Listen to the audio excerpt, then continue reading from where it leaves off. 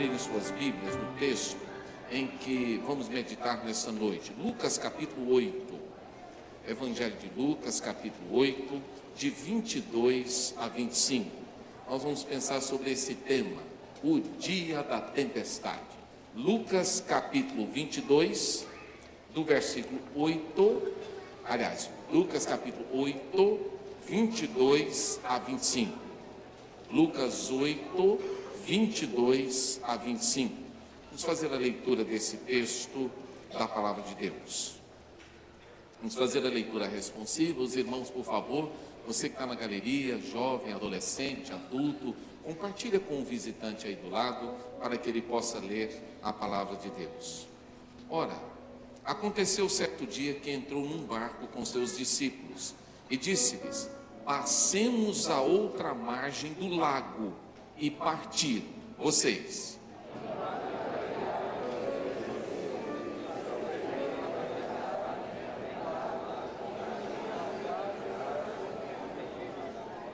Chegaram-se a ele e o despertaram, dizendo: Mestre, mestre, estamos perecendo. E ele, levantando-se, repreendeu o vento e a fúria da água, e cessaram, e fez-se bonança.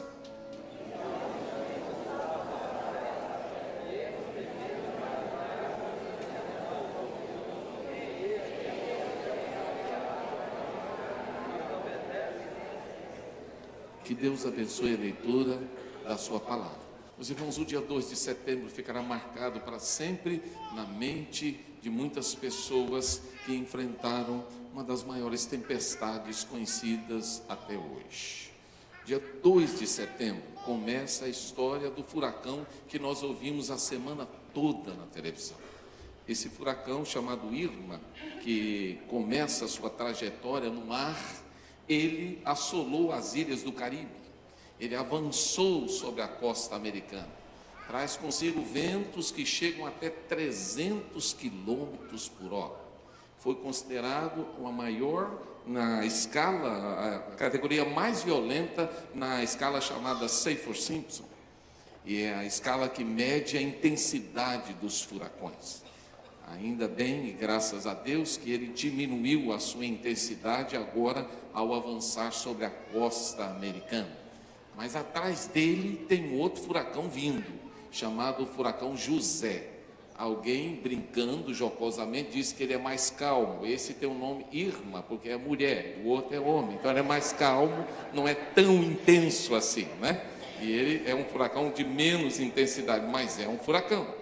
E a gente sabe que esse furacão também pode desencadear outras tempestades também, como tornados, e esse é um medo de muitos nos Estados Unidos que estão sendo alertados, porque o furacão realmente desencadeia outras tempestades. Milhares de pessoas fugiram com medo do furacão. Cerca de 6 milhões de pessoas no estado norte-americano da Flórida, e eles fugiram, e muitos se abrigaram, e muitos não tinham para onde ir, ficaram em casa. Mas a verdade é que todos temiam essa tempestade que foi anunciada pelo governador deles como uma tempestade mortal, como uma tempestade muito perigosa, como uma tempestade que poderia ceifar vidas. A verdade é que o dia da tempestade também pode chegar para você. E a pergunta é: e se o dia da tempestade chegar para você hoje? O que você vai fazer? Você vai fugir? Você vai resistir? Você vai enfrentá-la? Ou você vai fingir que ela não existe?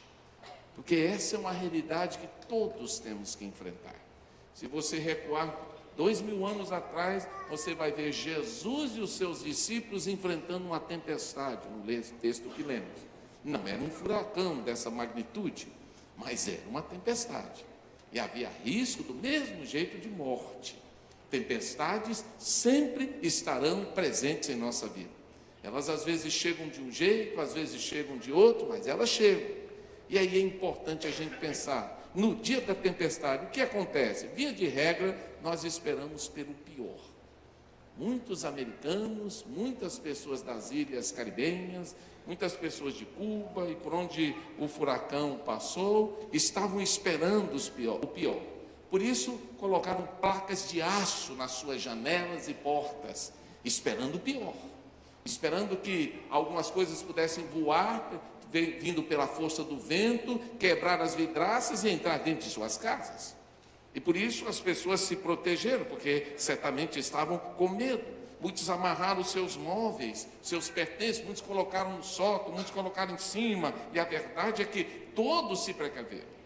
Muitos desligaram o seu sistema elétrico, os sistemas que podiam proporcionar qualquer tipo de pane nas lojas, nas casas, porque todos esperavam o pior dessa tempestade. Por que esperamos o pior, via de regra, da tempestade? Porque nós já vimos coisas semelhantes. Todos esperamos o pior quando vemos coisas semelhantes. Só que agora não vinha uma tempestade semelhante, vinha uma coisa muito maior do que aquela. E aí nós ficamos naquela expectativa, como é que vai ser? Por que esperavam o pior? Porque nós fomos alertados do perigo.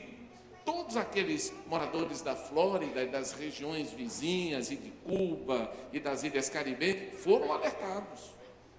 Há um centro norte-americano que alerta sobre a passagem dos furacões naquela região ali, e todos foram alertados.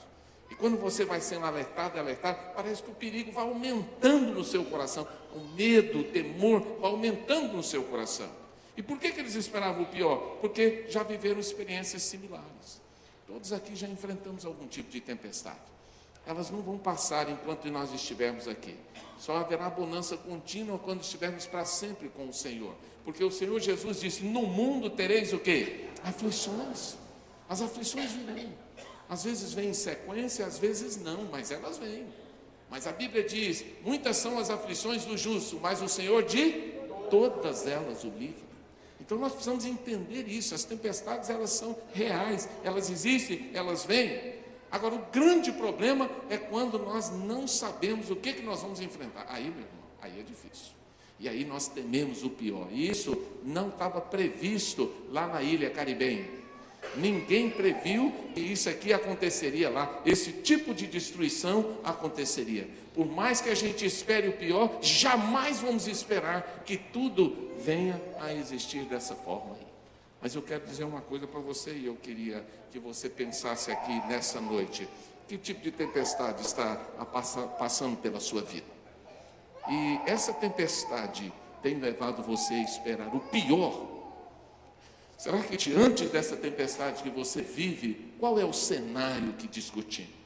Veja, o texto bíblico fala dos discípulos, eles estão atravessando o mar, e o texto bíblico diz que eles estão atravessando com Jesus.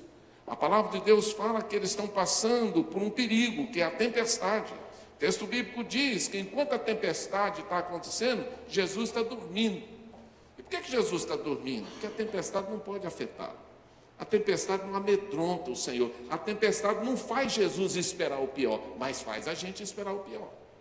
Se Jesus dorme lá na polpa, é porque ele não estava esperando que o pior ia acontecer, não. Mas os discípulos estão esperando. E o pior é que cada hora que passa, a gente vai avolumando a tempestade. Porque o vento aumenta, as ondas aumentam, aí a nossa capacidade de reação enfraquece, e a gente vai tentando, e tudo que a gente tenta não dá certo, aí a gente vai esperando o pior. Eu quero dizer uma coisa para você nessa noite. Se em meio à sua tempestade você espera o pior, olhe para o Senhor. Ele está no barco. Ele não espera o pior, porque Ele tem um controle sobre a tempestade. E eu quero convidá-lo nessa noite a refletir sobre isso. Você anda esperando o pior ou o melhor? Em meio à tempestade. Mas olha para esse texto e descubro que em meio à tempestade também, o perigo causa desestruturação.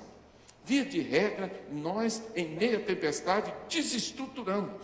Observe que quando as coisas começam a ir pelos ares, em meio ao furacão, que tem um poder imenso, nós perdemos o controle.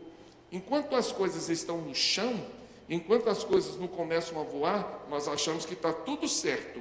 que está tudo tranquilo, mas quando elas começam a voar, aí a gente diz, pronto, perdemos o controle, agora não tem como segurar nada. Isso aconteceu também no barco. E quando é que eles perdem o controle? Quando o barco começa a encher de água. Até o barco encher de água, eles remavam, eles conseguiam levar o barco adiante, eles venciam as ondas, mas quando a água começa a entrar no barco, aí eles disseram, nós já começamos a perder o controle sobre essa tempestade. Não vai dar, porque o barco está se enchendo de água. E enchendo de água é óbvio que ele iria a pique. E aí as pessoas estavam ali olhando a fúria daquele vento, a fúria daquela tempestade, e o texto bíblico diz que eles começaram a ficar apavorados. E os sentimentos diante daquilo começou a ser aquele sentimento, será que o Senhor se importa conosco? Interessante que um dos evangelhos que cita o mesmo texto, o evangelho de Mateus e Marcos, os discípulos fazem uma pergunta a Jesus, não se te dá que pereçamos? A pergunta ela é muito interessante, o Senhor não está se preocupando se a gente vai morrer ou não? O Senhor não está nem aí para o que está acontecendo conosco? Esse é um sentimento que temos quando nós passamos por alguma tempestade, por alguma dificuldade, parece que Deus está alheio. Será que Deus está alheio? O fato de Jesus estar dormindo naquele barco, ele estaria alheio ao que estava acontecendo? Não, ele tinha o domínio de tudo. Ele sabia tudo. Aliás, quando Jesus entrou naquele barco, ele já sabia o que ia acontecer. Quando Jesus pôs o pé e disse, vamos para o outro lado, ele não tinha dúvidas que haveria uma caminhada, uma tempestade na rota. Ele não tinha dúvida. Nós é que não sabemos o amanhã, nós é que não sabemos lidar com essas coisas. E eles foram apressados em concluir, que o Senhor estava indiferente à sua dor. Não está. Não se apresse a tomar conclusões na tempestade da vida, seja ela qual for. Não tire conclusões precipitadas. Lembre que as tempestades podem nos abalar, mas elas não podem abalar o Senhor. O Senhor não é abalado pelas nossas tempestades.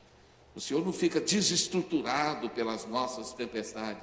O Senhor não fica fora de controle por causa da nossa tempestade. Não. Ele está firme, Ele está incólume, Ele está seguro diante da nossa tempestade. Por que o perigo nos causa tanta desestrutura? Por causa disso, a falta de controle. Nós não temos mais o controle das coisas. Por que o perigo nos causa tanta desestrutura? Porque nós começamos a duvidar. Será que o que eu fiz vai dar certo? Será que a água vai dar? Eu comprei a água, limpei o supermercado, comprei os alimentos, será que vai dar? Nós começamos a duvidar, não sabemos o que fazer também. Diante da tempestade, eu fico em casa, eu não fico, eu boto coisa na janela, eu não ponho, eu vou lá para baixo, eu não vou para o basement, para onde eu vou? O que eu vou fazer? Não sabemos. Diante do perigo, nós ficamos apavorados, e aí nós perdemos o chão. Parece que o chão sai diante de nós, e aí nós ficamos assim. Era assim que os discípulos estavam. Porque o perigo era iminente, mas o perigo não assustou Jesus. Ele não se assusta com os perigos que nós enfrentamos. Lembre-se disso. Aí há uma pergunta para você: será que a tempestade está desestruturando você, sua família e aqueles que estão ao seu redor? Será que a tempestade que você vive na sua casa, no seu trabalho, lá na sua vida espiritual, na sua vida emocional, outra vez na sua vida secular, tem desestruturado você a ponto de levar você a se prostrar ou a desistir de tudo? Hoje cedo eu falei de Elias aqui. E eu mostrei como que Elias se desestruturou diante de uma tempestade que ele viveu. Lá na frente Deus o chama e diz: vem cá, Elias, vamos reestruturar de novo? Vamos caminhar de novo? Vamos andar seguro? Você tem a mim. E eu quero dizer que você tem Deus, meu querido. Você não precisa se desestruturar diante da tempestade. Amém? Você não precisa. Mas o que mais acontece quando nós estamos na tempestade? Aqui é o perigo, que às vezes a tempestade causa desestrutura, achamos que a água vai acabar, que a comida vai acabar, que tudo vai acabar e que a gente vai morrer, que não tem... É a desestruturação que muitas vezes nos alcança. Vamos adiante aí, vou pedir a ajuda do Maurício, que eu não estou conseguindo passar aqui, Isso. Nós, diante da tempestade, somos tomados muitas vezes pelo medo. E é interessante que o medo, ele nos faz recuar. Via de regra, as pessoas que têm medo não avançam. As pessoas que têm medo não dão um passo adiante, eles dão um passo atrás ou ficam paralisados. Via de regra, aquelas pessoas que estão com medo, eles ficam sem opções.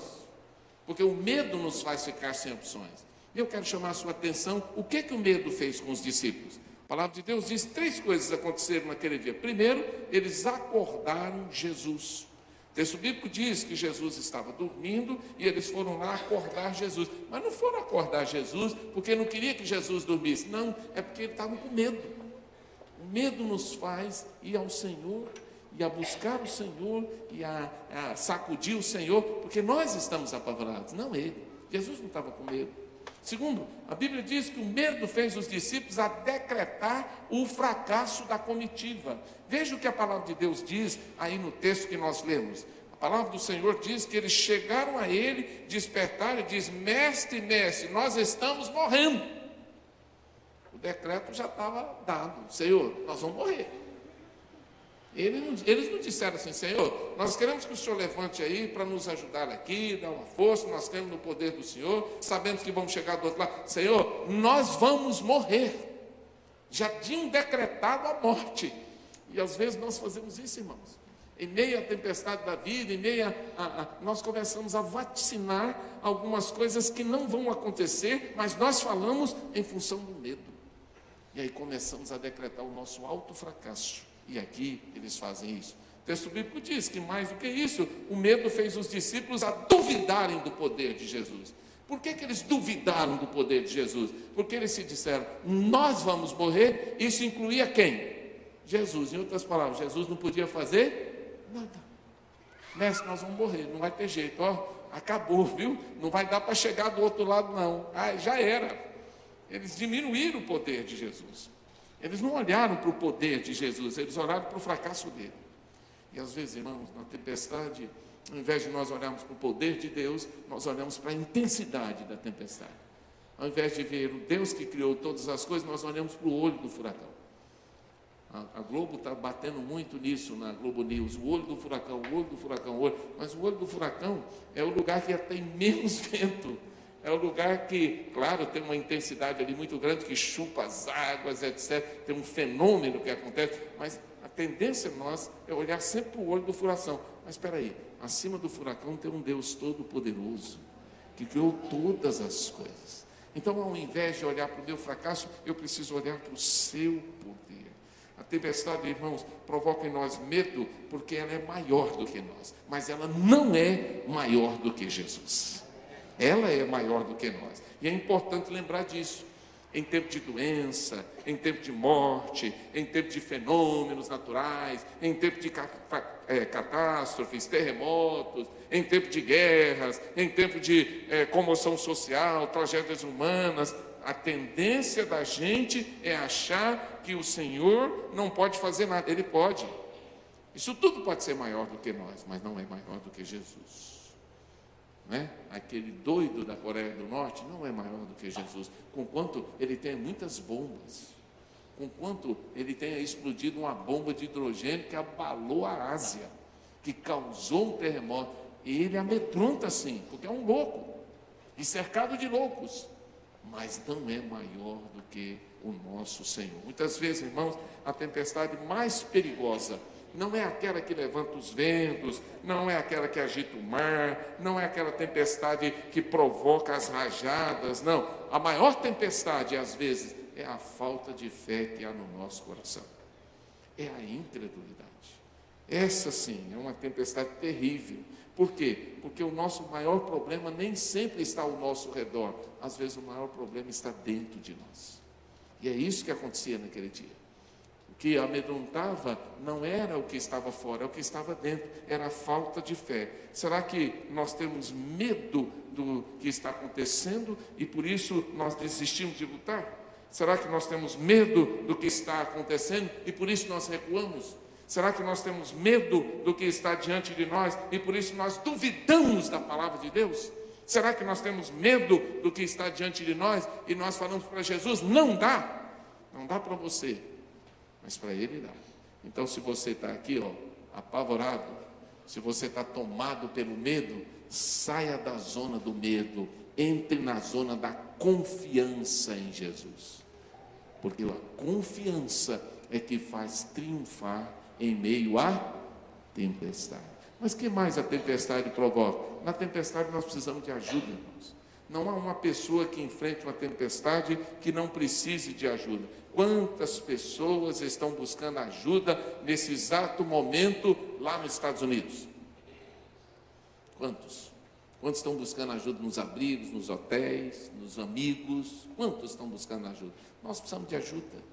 E é importante lembrar disso, isso é a parte humana nossa ao enfrentar a tempestade. Ela vem e é importante a gente lembrar disso. Os discípulos, eles se esforçaram para contornar o problema, mas eles não conseguiram. Eu vi um fato hilariante hoje na TV, quando eu acompanhava sobre o furacão nos Estados Unidos. Uma pessoa teve uma ideia hilariante nos Estados Unidos. Ele convocou pela rede social as pessoas para atirarem no furacão, para mudar o curso do furacão. E o pior, irmãos, ele conseguiu 50 mil adeptos na rede social, que iriam atirar também no furacão. E aí o xerife da área falou, pelo amor de Deus, não façam isso.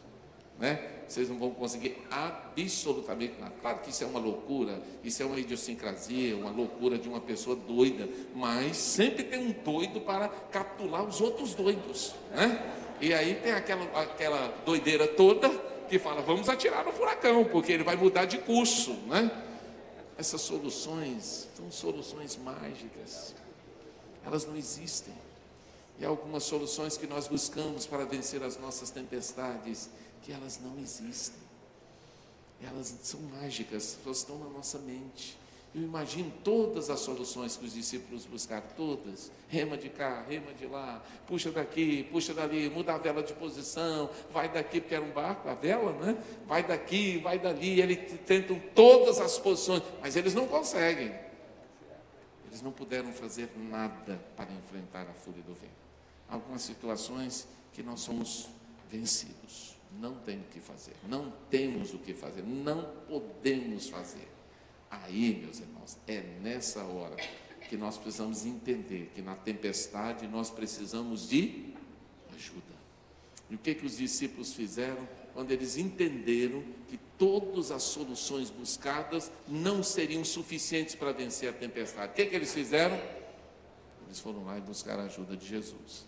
Enquanto vão com incredulidade no coração, mas vão.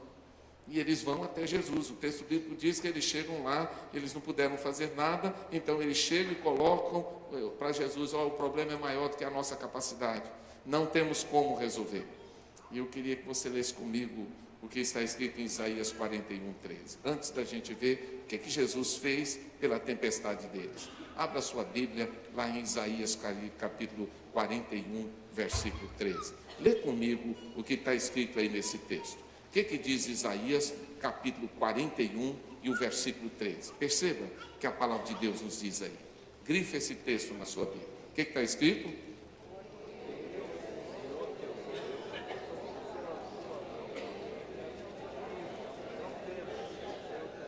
Vamos ler junto? Porque eu, o Senhor teu Deus, te digo, te tomo pela mão e te digo, não temas, eu te ajudarei. Isso é promessa de Deus? Já tinha uma promessa. A promessa dele, você quer me dar a mão? Eu seguro na sua mão. Eu te ajudo. Você precisa? Sim, então estenda a mão. Estenda a mão porque eu vou segurar na mão. E eu vou caminhar com você e eu vou te ajudar. Eu posso ajudar. Quando eles vão a Jesus, eles não vão com essa certeza não, eles vão com dúvida. Mas o texto bíblico diz, e a palavra de Deus vai nos dizer, eles buscam a ajuda, eles vão clamar pela ajuda de Jesus. E aí, o que Jesus faz? Jesus se levanta para ajudá-los. A palavra de Deus nos diz, e eles vão lá, e o texto bíblico diz, em seguida, quando eles vão lá, eles levantando-se, repreende o vento e a fúria da água, e cessam, e faz-se bonança. Quando nós clamamos, o Senhor tem a solução que nós precisamos. Eles não vão com fé, repito, mas clamam, mas pedem ajuda. E ao pedir ajuda, o que acontece? O Senhor se levanta para ajudá-los. E aí promove, o texto bíblico vai nos dizer, vai promover. O texto bíblico diz, aí vamos voltar aqui um pouquinho, Nós precisamos de ajuda. Vamos agora ver um filminho que eu recebi hoje à tarde, que está na mídia. Olha aí, isso é Miami, hoje.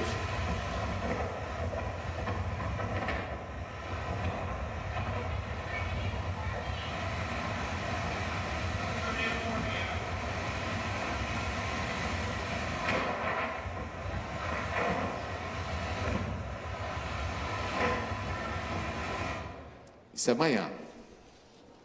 E aí? E na hora que a tempestade vem? Tem ajuda para mim. Às vezes eu olho e eu dimensiono a tempestade, eu coloco a tempestade quase que no lugar de Deus. Não.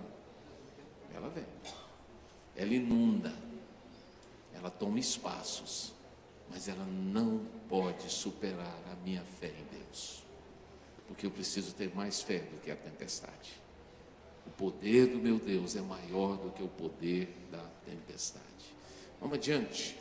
Preciso de ajuda, então eu preciso buscar ajuda. Por último, vamos lá. Na tempestade, nós descobrimos quem está no controle. Vamos falar de novo? Na tempestade, até a chegada daquela tempestade, o texto bíblico diz, os discípulos tinham controle do barco. Quando Jesus falou assim, vamos para o outro lado, ele disse, vamos.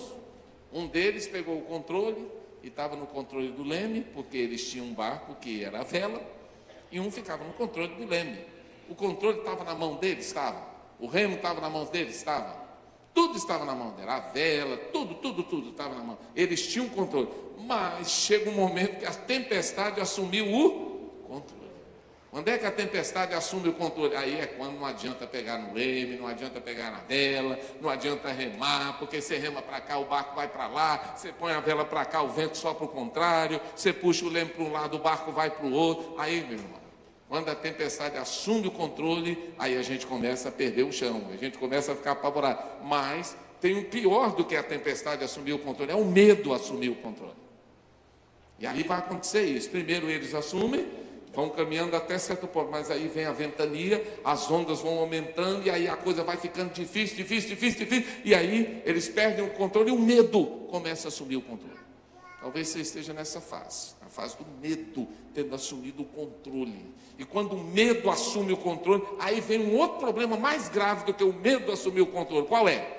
É a incredulidade assumir o controle. E quando a incredulidade assume o controle da tempestade que nós estamos enfrentando, aí a gente desiste, aí a gente entrega os pontos e fala, não dá, não tem jeito. Isso aconteceu com o apóstolo Paulo.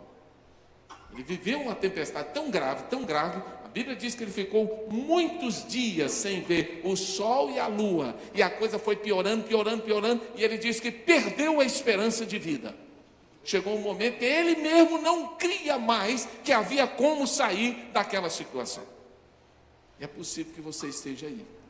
Você tinha um controle, aí a tempestade veio, assumiu o controle, depois da tempestade o medo assumiu o controle, e agora você está na fase da incredulidade de assumir o controle, você não acredita mais, não há mais recurso, não tem mais remédio. Mas aí, meu irmão, tem mais uma situação que você precisa entender. Foi nessa hora que Jesus assumiu o controle.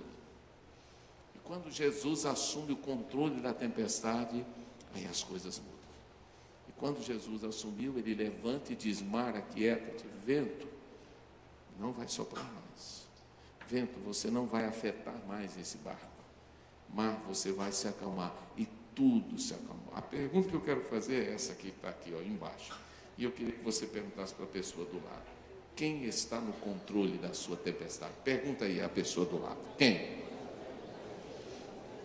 Quem está no controle da sua tempestade? Você que está aí em cima. É você? É a tempestade? É o medo? Ou é a incredulidade? Quem está no controle dessa tempestade que você vive? Mas se nessa noite você entender pela Bíblia que alguém precisa assumir o controle, aí eu quero convidar você a dar o controle dela para Jesus. Porque Ele é especialista em tempestade. Ele conhece a tempestade a fundo. E Ele tem total controle sobre a tempestade. Total. Ele é capaz de repreender qualquer vento que vem para matar você. Qualquer chuva que vem para inundar você. qualquer olho de furacão que venha pousar sobre você, Ele é capaz de repreender. E Ele pode, mas você precisa crer. E eu quero caminhar para o final, pensar com você: será que eu estou realmente dando o controle da tempestade para Jesus? A Bíblia diz assim: quem tem os ventos em sua mão? Quem pode mudar a direção e a intensidade do vento? Quem pode fazer cessar a tempestade? Quem pode repreender os ventos e o mar? Só tem um, e o nome dele é Jesus de Nazaré. Irmãos, às vezes nós pensamos que o fato de Jesus estar conosco nos poupará da tempestade. Não, senhores. Jesus estava no barco que enfrentou a tempestade. O fato de Jesus estar conosco não significa que não teremos tempestade. Teremos. Mas o controle dela precisa estar nas mãos do Senhor. E se o controle estiver nas mãos do Senhor, aí não vai haver desmoronamento na nossa vida. Não vai haver incredulidade. Quando Jesus fez cessar o vento e o mar, a Bíblia diz que eles acalmaram como uma criança, se aquieta no colo de uma mãe, porque a ordem foi dada por Jesus. Perceba que os discípulos tiveram medo da natureza. Lá no primeiro momento eles tiveram medo, muito medo da natureza.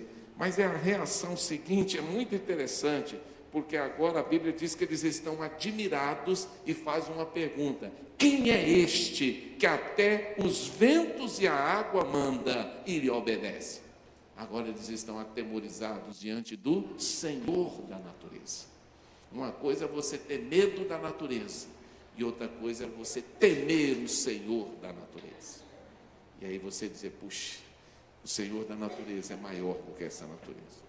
O Senhor da tempestade, que me faz triunfar sobre a tempestade, Ele é muito maior. Então eles estão com os corações cheios de admiração, porque o Senhor é maior do que a tempestade deles. Quero terminar pensando com você sobre essa definição que eu achei muito bonita, de um autor chamado William Hendrickson.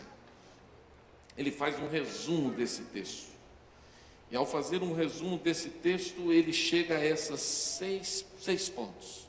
E ele diz: se eu pudesse resumir esse texto aqui em 6 pontos, eu resumiria assim. Primeiro, uma noite no barco. Jesus convida os discípulos para entrar no barco dele. Você já está no barco de Jesus? Agora, no barco de Jesus, a gente encara tudo. No barco de Jesus não é o barco manso e suave, é o barco que está preparado para qualquer coisa. E se você está no barco de Jesus, amado, você tem que estar preparado para tudo, inclusive para a tempestade. Mas o texto fala de uma tempestade furiosa. Aquela tempestade não foi qualquer. Os discípulos estavam acostumados, eles eram pescadores, mas foi uma tempestade que encheu o barco d'água. Você já enfrentou uma assim? Eu não, nunca fui para o mar para encher o meu barco de água, mas eu imagino que se eu estou no mar e o barco começa a encher de água, eu vou ficar apavorado, e você também, porque quando a água entra, significa que as vedações já foram, significa que todas as contenções não existem mais, e agora não há mais como controlar. Eles estavam fora de controle, a fúria era grande demais. A tempestade tem esse sentido de nos mostrar que nossas proteções são nada diante dela. Mas há um clamor desesperado dos discípulos. E que clamor é esse? Senhor, o Senhor não vai fazer nada? Senhor, nós vamos morrer? Senhor, o Senhor não disse que ia chegar do outro lado? Cadê a sua ação, Senhor? Onde é que o Senhor está? Em meio à tempestade, nós temos um clamor. E às vezes o clamor é de dúvida, o clamor é de incredulidade, mas precisa ser um clamor impressionante, precisa ser um clamor que realmente tenha fé. E aí vem um milagre impressionante. O Senhor geralmente faz milagres na tempestade. Ele fez na vida de Pedro um milagre. Quando Pedro estava para sucumbir, ele fez um milagre. E o Senhor faz um milagre na tempestade. É milagre mesmo. Muitos aqui já enfrentaram tempestades duras e sabem que é milagre. E eu quero dizer para você que o Senhor quer fazer um milagre na sua vida nessa noite. Em meio à tempestade que você vivia, Ele fez naquele dia um milagre. E é interessante que Ele faz uma pergunta amorosa na hora da tempestade. Qual foi a pergunta que Jesus fez? Olha na Bíblia para mim, eu quero terminar com ela. Qual foi a pergunta que Jesus fez aos discípulos aí no capítulo 8 de Lucas, versículo 25? Qual foi a pergunta que ele fez? Você pode perguntar para a pessoa da cadeira de trás, olha aí para a cadeira de trás e pergunta para ele assim: onde está a sua fé, meu irmão?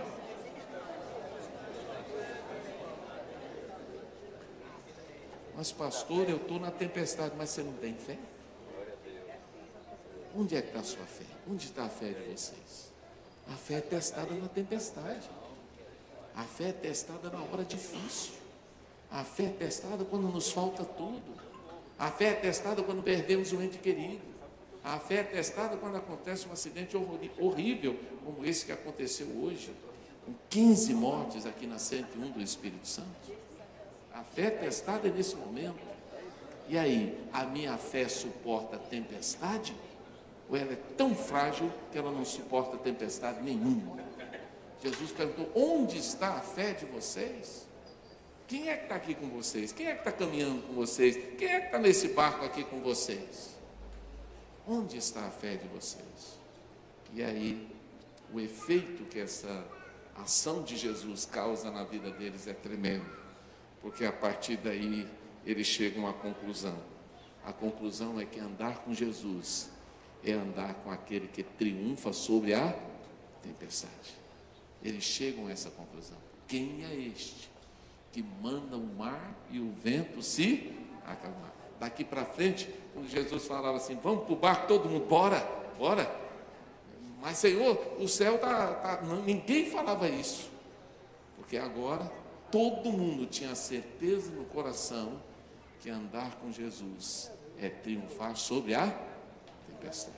Você tem essa certeza no seu coração? Eu quero convidar você nessa noite, que enfrenta uma luta, uma tempestade. Eu não sei o nome da sua tempestade. Talvez a sua tempestade seja em casa, talvez a sua tempestade seja pessoal, seja dúvida, talvez a sua tempestade seja enfermidade, talvez a sua tempestade seja um pecado que você nutre lá no seu coração. Mas eu quero dizer que nós não temos um Jesus que fica adormecido na tempestade, mas nós temos um Senhor que se levanta e age por nós. Nós não temos alguém que fica incólume lá, deitado, não. Eu quero dizer que Ele tem poder para repreender qualquer tempestade que esteja sobre a sua vida, seja em qualquer área. Jesus repreendeu a força do vento, a fúria do vento, e Ele pode repreender sim o pecado, Ele pode repreender a enfermidade, Ele pode repreender a enfermidade que está pousando sobre a sua vida. Você crê nisso? Eu quero convidar você para curvar a sua cabeça aí. Eu não sei como está o seu coração nessa noite, eu não sei o que está passando aí na sua alma, mas uma coisa eu sei: Jesus tem poder para fazer você triunfar sobre a tempestade. Você crê nisso? Quem sabe você vive uma tempestade dura, você está passando por uma crise terrível. Quem sabe, mesmo estando com Jesus no seu barco, há uma tempestade diante de você, e você não sabe o que fazer, e você então está olhando e está dizendo: o que eu vou fazer? E todas as suas tentativas deram nada, e o seu barco está enchendo de água, e você vê que está indo para o fundo, que não está dando certo, que as coisas estão piorando. E agora, o que é preciso fazer?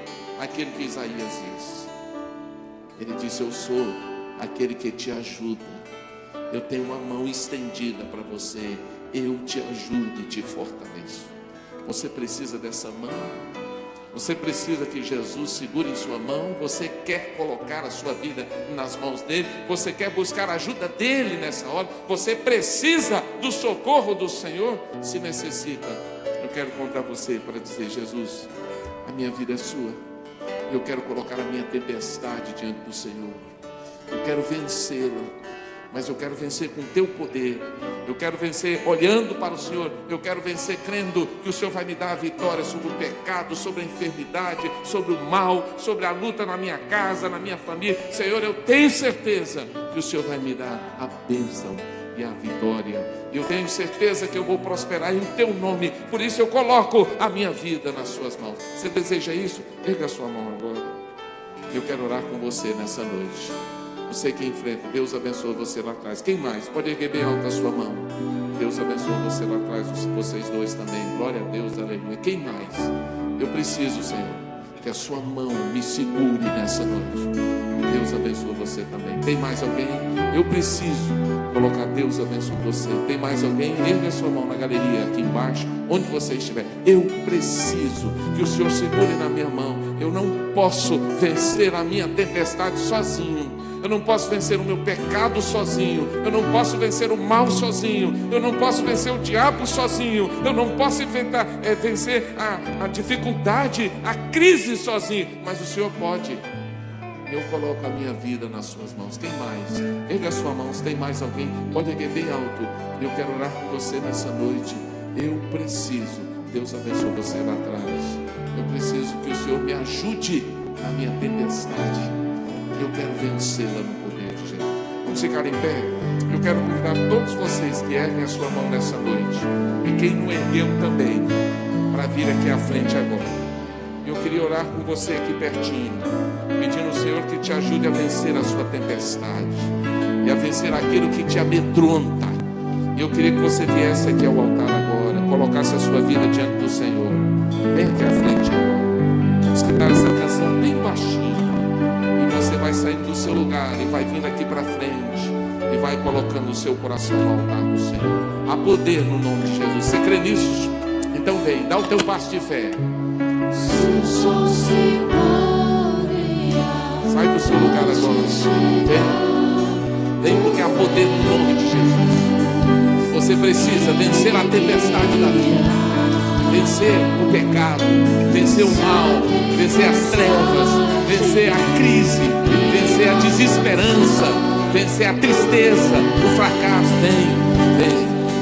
O Senhor te convida a estender a mão para Ele, porque Ele vai segurar na sua mão agora. É Ele quem vai fazer você prosperar. É Ele quem vai dar a vitória a você nessa noite. Você crê nisso? Então vem. Se você está na galeria e sente desejo de vir, vem também. Coloca a tua vida no altar do Senhor nessa noite. A vitória, a poder no nome precioso de Jesus. Você não precisa desistir. Você não precisa jogar tudo ao mar. Você não precisa dizer acabou. Não acabou quando Jesus está na sua vida. Começou tudo de novo. Porque há vitória para você. Você crê nisso? Sai do seu lugar em nome de Jesus. Coloca a tua vida nas mãos dele. Há poder no nome de Jesus. O meu louvor.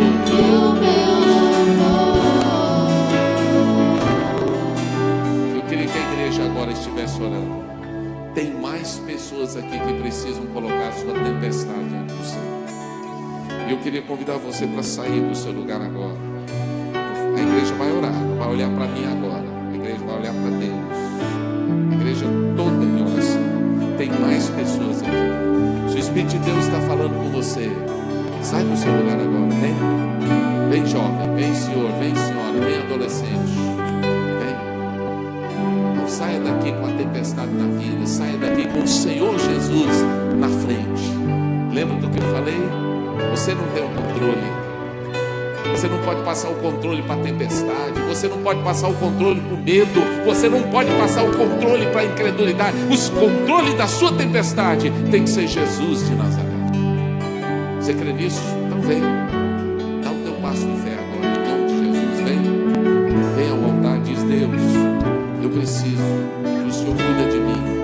Eu não quero, Senhor, resistir. Eu não quero duvidar. Eu não quero ficar tentando. Não, eu quero que o Senhor seja aquele que vai à frente da minha tempestade. A igreja está orando por você. Tem pessoas vindo.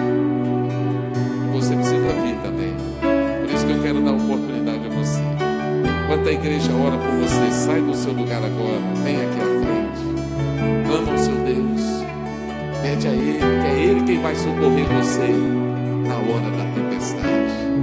É Ele quem vai cuidar do seu coração e derramar a graça sobre a sua vida. Vamos orar? Meu Deus, meu Pai, aqui à frente estão os teus filhos e as tuas filhas, que o Senhor ama tanto.